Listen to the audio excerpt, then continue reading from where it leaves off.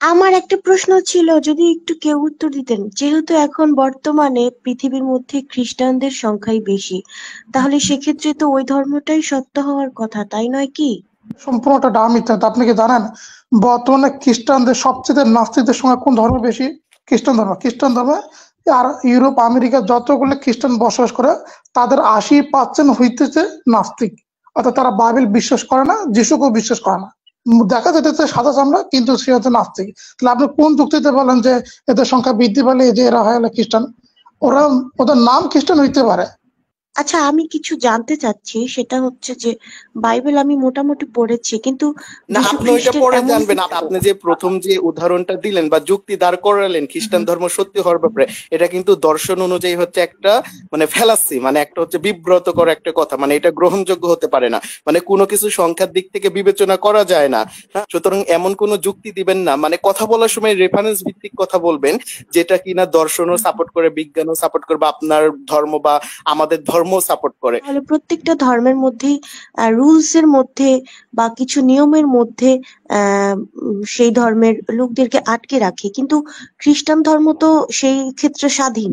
খ্রিস্টান ধর্মের অনুসারে আপনি মনে করতেছেন তারা কেউ তাদের খ্রিস্টান ধর্মের যে শাস্ত্র আছে, বই আছে, সেটা তারা ফলো করতেছে না। তো তারা যদি তাদের ধর্মগ্রন্থ যদি ফলো না করে, সেটাকে যদি না মানে, যদি তাদের নিজেদের মতো করে যদি চলে, তাদেরকে কিভাবে আপনি খ্রিস্টান হিসেবে ধরে নিতে পারেন?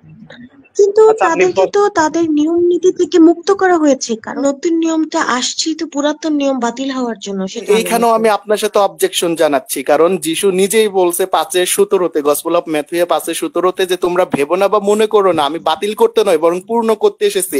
এবং 18 বলছে যে আসমান জমিন ধ্বংস হয়ে যাওয়া কিন্তু ভালো কথা, ওনার কিন্তু পোল না যিনি না, আমার ছিলেন কথা উনি শুনে না, তো কিন্তু একটি বিধানও বিলুপ্ত হবে না।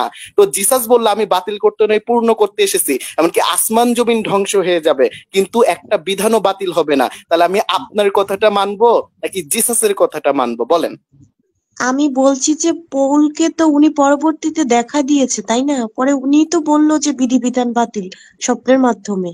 তাহলে পল যে নিজের পক্ষ থেকে আবার কিছু ধরেন যে বিধিবিধান যে দিয়েছে, আপনি কি ওগুলো কি মানবেন? যেরকম পল হচ্ছে প্রথম করন্থীয় এই 5:9-12 বলছে যে তোমরা মূর্তি পূজা করো না, জিনা করো না, ব্যভিচার করো না, ধর্ষণ করো না, খুন করো না, মদ খেও না, তারপর হচ্ছে চুরি করো না, ডাকাতি করো না, মিথ্যা কথা বলো না, তাহলে এইসব করলে তোমরা স্বর্গের রাজ্যে যেতে পারবে না। তাহলে পল হচ্ছে পুরাতন নিয়মকে বাতিল করে দিয়েছে, কিন্তু পলও যে আবার বুক অফ রোমিওতে শত শত বিধান দিয়ে গিয়েছে। পলকে যিশুই পাঠিয়েছে, আবার পলই বিধান দিচ্ছে এসব করো না। তাহলে কি আপনি কি এগুলো থেকে কি বিরত থাকতে পারবেন পলের কথা অনুযায়ী বলেন? খ্রিস্টানের স্বাধীন না। না, আমি তো সেটাই বলতে চাইছি, খ্রিস্টানরা স্বাধীন না সেটা না, কারণ খ্রিস্টানরা তো নিয়ম নীতি পালন করে না, যেমন হিন্দুদের ক্ষেত্রে পূজা না না, শুনেন দিদি, একজন খ্রিস্টান যদি হচ্ছে একটা মেয়েকে ধরে যদি ধর্ষণ করে, এখন কি আমি কি বলবো যে ওই মেয়েকে যেহেতু ধর্ষণ করছে খ্রিস্টান তার মানে এটা বৈধ না? খ্রিস্টানরা কি করছে নাকি করছে না ওইটা দেখার বিষয় না, আপনাকে দেখতে হবে বাইবেল। কারণ খ্রিস্টানরা, অনেক খ্রিস্টান আছে জন্মে বাইবেলও দেখেনি, তো সে পড়বে কিভাবে আর বিধিবিধান মানবে কিভাবে? তারপরে বুক অফ ফার্স্ট করন্থীয়, সেকেন্ড করন্থীয়তে যে শত শত বিধান দিয়ে গেল যে মূর্তি পূজা করো না, চুরি করো না, ডাকাতি করো না, ব্যভিচার করো না, খুন করো না, ধর্ষণ করো না, সমকামিতা করো না, এইসব করলে হচ্ছে আপনাকে হচ্ছে স্বর্গের রাজ্যে যেতে পারবেন না, আপনি স্বর্গের রাজ্যে ঢুকতে পারবেন না। তাহলে কি পলি কি আবার তাহলে খ্রিস্টানদেরকে বিধিবিধানের মাধ্যমেই মানে শ্রীকল বন্ধ করলো না? তাহলে কি আপনার বা খ্রিস্টানদের কি তাহলে পলেরই বিধিবিধান মানা উচিত না? আমি এইটা জানতে চাচ্ছিলাম, আপনি হ্যাঁ অথবা নাতে বলবেন। এই নিয়ম নিয়ম বা এই আজ্ঞাগুলোর কথা তো আমি দেখিনি আগে। আচ্ছা, বাইবেল খুলে খুলে দেখে দিব, আপনার কাছে বাইবেল থাকলে খুলেন। হ্যাঁ, ফার্স্ট করন্থীয় 5 অধ্যায়ে যান, 5:5। এই জগতের যারা নষ্ট চরিত্রের লোক, লোভী, ঠকবাজ, প্রতিমা পূজক, তাদের কথা অবশ্য বলিনি, কারণ তাহলে তো তোমাদের জগতের বাইরে চলে যেতে হবে। তারপর আরো আছে, তবে আমি এখন লিখছি যে যে কেউ নিজেকে বিশ্বাসী বলে পরিচয় দেয় অথচ নষ্ট চরিত্রের লোক, লোভী, প্রতিমা পূজক, নিন্দুক, মাতাল, ঠকবাজ এরকম লোকদের সঙ্গে মেলামেশা করো না, এমনকি তার সঙ্গে খাওয়া দাওয়া করো না। এই যে অনেক বিধি ব্যবস্থা এখানে। হ্যাঁ, ওইখানে দেখলেন না, এখন হচ্ছে আবার ওই 2 কোরিন্থীয় 5-তে যান, এখানে হচ্ছে আবার পল বিধান দিচ্ছে যে তারা স্বর্গে যেতে পারবে না, এই যারা মদখোর, মাতাল, সমকামী। দেখেন ওইখানে ওইকে সুস্পষ্ট ভাবে বলছে। তো এই হ্যাঁ, প্রত্যেকটা নিয়মই তো পুরাতন নিয়মের মধ্যেই ছিল, আবার এখানে নিয়ম আসলো কি করে? না, নিয়ম আসলে কিভাবে? পল নতুন করে দিয়েছে। আপনি জানেন না পল একজন রাসূল ছিল? এই যে পল হচ্ছে নিজেকে একজন রাসূল বলে দাবি করেছে যে আমি হচ্ছে না একজন না, রাসূল। এই যে আমি আপনি তো যদি হচ্ছে কয়েকজন শুনেন খ্রিস্টানের আমার সাথে কথা কথা শুনেন, বলেছি, না ওনারা আমার তো কথা শুনেন, আমাকে আপনি বললো যদি যে হ্যাঁ হ্যাঁ হ্যাঁ না বলুন। আমার কথাটা শুনেন, না আমি আমাকে শেষ তো করি। হ্যাঁ হ্যাঁ, আমি যেটা বলতে না চাচ্ছিলাম আমি শুনেন, তো তাহলে আপনার এখানে পয়েন্টটা বুঝতে সুবিধা হবে। যেরকম পল হচ্ছে এই যে বুক অফ এফেসিয়াতে বলছে 3:2-3 যে সে হচ্ছে একজন নবী, অর্থাৎ আরবিতে বলা হয়েছে আনার রাসূল, অর্থাৎ আমি হচ্ছে একজন রাসূল এবং আমার প্রতি আল্লাহর ওহী নাজিল হয়। অর্থাৎ পল যে হতে এই বিধানগুলো দিয়েছে তার মানে এগুলো হচ্ছে ঈশ্বরেরই বাণী বা হচ্ছে যিশুরই বাণী। হ্যাঁ, পল তার নিজের থেকে কিছু বলবে না, কারণ এই যে বুক অফ এফেসিয়াতে বলছে ঈশ্বরের পক্ষ থেকে তার প্রতি বাণী নাজিল হয়, অর্থাৎ ওহী নাজিল হয়। জি বলেন এখন। কোথায়? আর ভাই বুক অফ এপেসিয়া 2:3 দেখেন রে, দেখেন দিদি, দেখেন। এফিসিয়েন্স শালিম ভাই ধরেন আমি জানতো একটু বের করে দিয়ে দেই। বুক অফ হ্যাঁ যান। এফিসিয়েন্স বলেন তিনের এটা হচ্ছে কি 2 থেকে বাইবেলের 3। অংশ? হ্যাঁ অবশ্যই পলের চিঠি। আচ্ছা, এই যে দেখেন, তোমরা নিশ্চয় জানো যে ঈশ্বর তোমাদের সাহায্য করার জন্য তার নিজ অনুগ্রহে এই গাছ আমায় দিয়েছেন। এই দেখেন, হ্যাঁ 3 বলছিল পড়েন, 3 একজন পড়েন। নবী, ঈশ্বর হ্যাঁ 3 পড়েন। এই হুম, ঈশ্বর তো এর তার মানে তো এটা বোঝায় না যে ওনার উপর ওহী নাজিল হয়েছে, কারণ আরে এই যে 3-তেই তো ঈশ্বরের বলা হচ্ছে, 3-তেই তো বলা হচ্ছে যে তাকে সবকিছু হচ্ছে ইয়া করা হচ্ছে। আপনি 3 পড়েন না কেন? এই যে ঈশ্বর তার গুরুর তত্ত্ব আমায় জানতে দিয়েছেন, মানে ঈশ্বরের তত্ত্ব পৌলকে জানতে দিছে। তিনি নিজে যেসব বিষয় আমায় দেখিয়েছেন সে সকল বিষয়ের কিছু কিছু আমি ইতিমধ্যেই লিখেছি। মানে ঈশ্বর তারে বলছে আর সে লিখছে। হ্যাঁ সে লেখছে। এখন এখন ঈশ্বর যে বলছে, ঈশ্বরের বলা মানে পলকে ঈশ্বরের বলা, এটা কি ওহী না? তো এটা কি? হ্যাঁ ওহি। না এটাই তো বলতেছি জাকারিয়া ভাই, এটাই তো বলতেছি যে পল যে বিধানগুলো দিয়েছে আর তার যে পুস্তক ফার্স্ট কোরিন্থীয়, সেকেন্ড কোরিন্থীয়, বুক অফ এফেসীয়, রোমান্স, এগুলো তো পলেরই লেখা, অর্থাৎ পলেরই লেখা। তো পল তো নিজেই বলতেছে সে তাহলে উনি ঈশ্বরের যে কাছ থেকে বললো শুনে শুনে বিধিবিধান লিখেছে। বাতিল, আবার উনি বিধিবিধান দিল, এই বিষয়টা আমাকে একটু ক্লিয়ার করে বলুন তো। এখন এই যে না দুমুখ নীতি, এটা এটা তো এটা আসিফ দুমুখ মহিউদ্দিন নীতি, করে। মানে এই দিকেও থাকতে চেয়েছে, শুনেন, এই দিকেও থাকতে চেয়েছে, ওই দিকেও থাকতে চেয়েছে। এক কথায় গোল আলু মার্কা, বৃষ্টি যেই দিকে ছাতি ধরে আচ্ছা সেই এবার দিকে, আমি একটু মানে সেই বলি, দিকে। এবার আচ্ছা আপু ওনার আপু মূল আমি টার্গেটটা আপু তাহলে কি? হ্যাঁ হ্যাঁ বলুন। আপু আমি আপনাকে একটু বলি তাহলে ক্লিয়ার হবেন। আপনি যদি নাস্তিক মুফাসসিল ইসলামের ভিডিওগুলা দেখেন, দেখবেন এই লোকটা নাস্তিক, এই কিছুদিন হয়ে যায় জামাত, কিছুদিন হয়ে যায় বিএনপি, আবার কিছুদিন নাস্তিক, আবার কিছুদিন দেখবেন একবারে তওবা কইরা আবার ফিরে আসে। কেন আসে জানেন? এগুলো হচ্ছে কি ওদের খগনামি। তো পোল ছিল কি জানেন? এই খগেন ছিল। পোল কিন্তু নাস্তিক ছিল, কিন্তু কোন ঈশ্বরেও দেখে নাই, যিশুরেও দেখে নাই। এই লোকটা কি করছে? খ্রিস্টান ধর্মটাকে বিকৃত করার জন্য এই লোকটা এই খগনামি করছে, এই ছাড়া আর কিছু না। ডাইরেক্ট খগেন। কিন্তু না কোন একটা শালিম ভাই, ধর্ম শালিম ভাই বিকৃত করার এখানে কিন্তু কিছু একটা উদ্দেশ্য থাকে। আচ্ছা আচ্ছা উদ্দেশ্য ছিল ওনার অনেক মুরিদ হবে, উনি একটা বড় পীর সাহেব হবে, ওনার অনেক অনুসারী থাকবে, এটা ওনার উদ্দেশ্য ছিল, যেটা উনি সভাপতি। পল যে দুমুখো সাপ ছিল, যেটা শালিম ভাই আমিও বললাম এবং হচ্ছে আমাদের জাকারিয়া ভাই বললাম, আমি শুধু ছোট্ট একটা পয়েন্ট দিই। দেখেন ফার্স্ট কোরিন্থীয়র হচ্ছে 5 নম্বর অধ্যায়ে কিন্তু বিধিবিধান দিল, কিন্তু আবার দেখেন দ্বিতীয় মানে সেকেন্ড কোরিন্থীয় 3 নম্বর অধ্যায়ে 17 নম্বর মানে ভার্সে এসে বলতেছে পবিত্র আত্মা যেখানে সেইখানেই স্বাধীনতা, অর্থাৎ আমরা সবাই স্বাধীন। হ্যাঁ একটা মজার জিনিস দেখে, কিন্তু এখানে বললো দর্শক বন্ধুরা আপনারাও দেখেন, এই প্রভু হলেন আত্মা, আর প্রভুর আত্মা যেখানে সেখানেই স্বাধীনতা। কিন্তু নিজেই আবার বিধান দিল মানে অন্য পৃষ্ঠাতে গিয়ে যে এই বিধানগুলো মানতে হবে, এই বিধানগুলো পালন করতে হবে, নয়তো স্বর্গের রাজ্যে যেতে পারবে না, আর তোমরা মিলামিশাও করতে পারবে না তাদের সাথে যারা এই কামগুলো করবে। অথচ আবার পরের পৃষ্ঠাতে এসে বলল আমরা স্বাধীন, কারণ পবিত্র আত্মা যেখানে আছে সেইখানে স্বাধীন। তো এই মানুষকে আপনি কিভাবে সঠিক গ্রহণ করবেন? মানে মুদ্রার মতন পাল্টিয়ে যায়, এই পিঠ ওই পিঠ।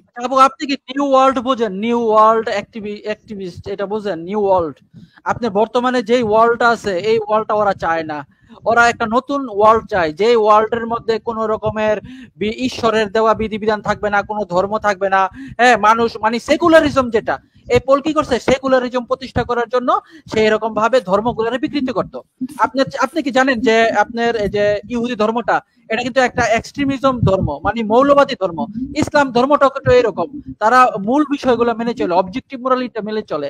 তো আপনারা আপনার নিউ ওয়ার্ল্ড তৈরি করার জন্য এই পোল ছিল কি, মানে ফাউন্ডার একজন ফাউন্ডার এই নিউ ওয়ার্ল্ড তৈরি করার জন্য, এবং সে বাইবেলে বলছে আমি নতুন পৃথিবী তৈরি করতে চাই। এটা আমি আপনার রেফারেন্সটা দিচ্ছি, আপনারা কথা বলেন। একটা কথা বলতে চাই এখানে, আপনি যে পোল যে ইয়েগুলো দিল, এগুলো তো হচ্ছে আজ্ঞা মুসলিমদের ক্ষেত্রে, বা আমরা যারা মুসলমান রয়েছি বা যারা হিন্দু রয়েছে তাদের কিছু নিয়ম থাকে, যেমন পুজো করা বা আরো কিছু নিয়ম নীতি, হ্যাঁ, উপবাস করা। আর হচ্ছে এই মুসলমানদের ক্ষেত্রে হচ্ছে রোজা রাখা, তারপরে হচ্ছে নামাজ পড়া। এই যে বাধ্যতামূলক যে নিয়মগুলো, এগুলো তো খ্রিস্টান ধর্মের মধ্যে দেখছি না। তো সে জায়গা থেকে তো তারা মুক্তই এক প্রকার। না, কিভাবে মুক্ত হলো? যখন পল বলল যে যারা মূর্তি পূজা করবে, সমকামিতা করবে, মদ খাবে, মাতাল হবে, তারপরে ধর্ষণ করবে, ব্যভিচার করবে, তারা স্বর্গের রাজ্যে যেতে পারবে না, অর্থাৎ এই না সব না না, করলে সেটা স্বর্গের তো রাজ্যেই যেতে আরেকটা পারবে না। হিসাব। যেমন আমি বলি, কথা পাল্টিয়ে ফেলছেন, দাঁড়ান আমার কথা শুনেন। এটা কিন্তু পলের মতন কিন্তু রং বদলিয়ে ফেললেন। আপনি এই মাত্র বললেন, সে বলতেছে না আমি তো সেটা বুঝাইনি। আসলে সে কি বুঝাইতে চাচ্ছে জানেন? সে বুঝাইতে চাচ্ছে মুসলমানদের জন্য উজা যেরকম রাখা বাধ্যতামূলক, না করলে যেরকম পাপ হবে, হ্যাঁ, আবার হচ্ছে নামাজ পড়া যেরকম বাধ্যতামূলক, না করলে মানে না করলে যেরকম পাপ হবে, আবার যেরকম মূর্তি পূজা যেরকম নিষেধ, এটা করলে পাপ হবে। কিন্তু পল যেগুলো বললো যে প্রতিমা পূজা করা যাবে না, তারপর হচ্ছে মাতাল হওয়া যাবে না, মদ খেয়ে সমকামিতা করা যাবে না, ব্যভিচার করা যাবে না, চুরি করা যাবে না, মিথ্যা কথা বলা যাবে না, সে বলতে চাচ্ছে এগুলো নাকি বাধ্যতামূলক না। কারণ বাধ্যতামূলক যদি হতো তাহলে স্বাধীনতার কথা তো বলতো না। কিন্তু পরের লাইন কেন আপনি বললেন না যে এগুলো করলে তোমরা স্বর্গে যেতে পারবে না? স্বর্গের রাজ্যে কখন যেতে পারবে? যখন ওগুলো থেকে বিরত থাকবে।